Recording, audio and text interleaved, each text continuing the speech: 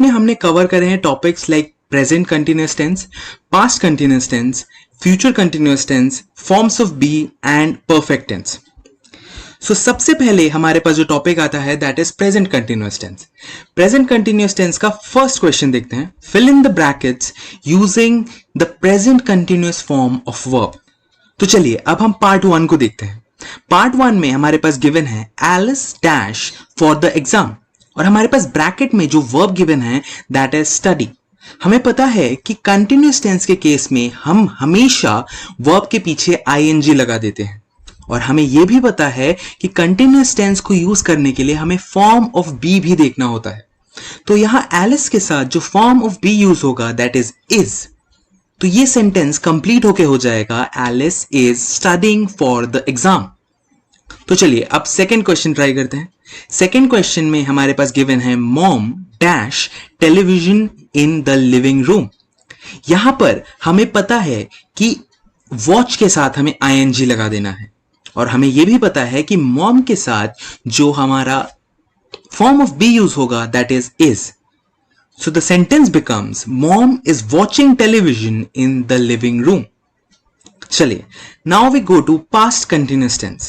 Past continuous tense में भी हमें continuous form of verb को use करके इन sentences को complete करना है, and the rules are similar. Use the form of be plus use ing in addition to the verb. So verb के पीछे ing लगा देना है और हमें be का form use करना है। In the first question, it's given that they dash in the lake yesterday afternoon. यहां पर हमारे पास verb given है swim. तो swim के साथ हमें पता है कि वो swimming हो जाएगा, और they के साथ जो form of be use होगा वो होगा were. हमें पता है कि I के साथ was use होता है, you, we और they के साथ were use होता है, और he, she, it, प्रिया के साथ भी was use होता है। तो यहां पर हम use करेंगे were. They were swimming in the lake yesterday afternoon. Now let's go to the second part. यहां पर हमारे पास subject है he. He के साथ जो form of be use होगा that is was. और यहां पर हमारे पास जो verb given है that is sleep. Now the full sentence becomes he is sleeping on the couch. Now let's come to the third form. Future continuous tense. यहां पर भी हमें वर्ब के कंटिन्यूअस फॉर्म को यूज करके इन सेंटेंसेस को complete करना है, and the rules are very similar. Use the right form of be and add ING to the verb. हमारे पास जो पहला सेंटेंस गिवन है that is my aunt dash her restaurant in town next week. यहां पर हम लिखेंगे my aunt will be opening her restaurant in town next week. हमारे पास जो सेकेंड क्वेश्चन है that is they dash in the sea. They will be swimming in the C.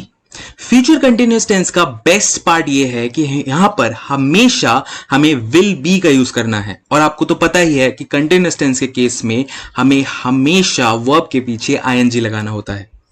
Okay guys, now let's go to the next topic. Next topic is forms of be. हमें यहां पर is, are, am, was और were का use करके in sentences को complete करना है। These children are playing in the garden. These children are playing in the garden. यहां पर हम children की बात कर रहे हैं, प्लूरल है इसीलिए हम are यूज कर रहे हैं। The second question is a man dash walking with his dog. यहां पर हमें पता है कि a man, यहां पर हमें was यूज करना है। A man was walking with his dog. चलिए इसका एक और क्वेश्चन सॉल्व करते हैं। This dash a lotus flower. यहां पर हम यूज करेंगे is. This is a lotus flower. इसी तरीके से आप सारे क्वेश्चंस को सॉल्व कर सकते हो। आपको देखना है कि सब्जेक्ट क्या है, फिर आपको यह समझना है कि सब्जेक्ट के साथ हम कौन सा फॉर्म ऑफ बी यूज कर सकते हैं। Now let's go to the last topic that is perfect tense. Perfect tense में हमें has, have या had का यूज करना होता है। अब perfect tense ऐसी चीजें होती हैं जो हमारे प्रेजेंट से पहले घटती हैं लेकिन वो फिनिश टाइम का पार्ट नहीं होती। Perfect tense ऐसे स्टेटमेंट्स की बात करता है जो आगे जाके हो भी सकती हैं, जो हुई तो पास्ट में है लेकिन उसकी दोबारा होने की शंका है। यहां पर हमें परफेक्ट टेंस यूज करना होता है और परफेक्ट टेंस को हमें हैज, हैव या हैड यूज करके बनाना होता है। तो यहां पर हमें फिल इन द ब्लैंक्स में हैज, हैव या हैड को भरना है। तो चलिए पहले क्वेश्चन की बात करते हैं। Pooja dash a cold last weekend she missed school. यहां पर जो हमारा कीवर्ड है दैट इज लास्ट वीक, मतलब ये टाइम खत्म हो चुका है। यहां पर हम हैड का यूज करेंगे। Pooja had a cold last weekend she missed school. चलिए नेक्स्ट एग्जांपल देखते हैं। Tonight Kathy will dash her birthday party. Tonight Kathy will have her birthday party. यहां पर हमें हैव का यूज करना है। एक और क्वेश्चन देखते हैं। Luckily Madhu dash time to read us a book. Luckily Madhu has time to read us a book. तो चलिए इस तरीके से आप इन सारे क्वेश्चंस को सॉल्व कर सकते हो और अपने परफेक्ट टेंस को और इन सारे टॉपिक्स को बिल्कुल परफेक्ट तरीके से सीख सकते हो।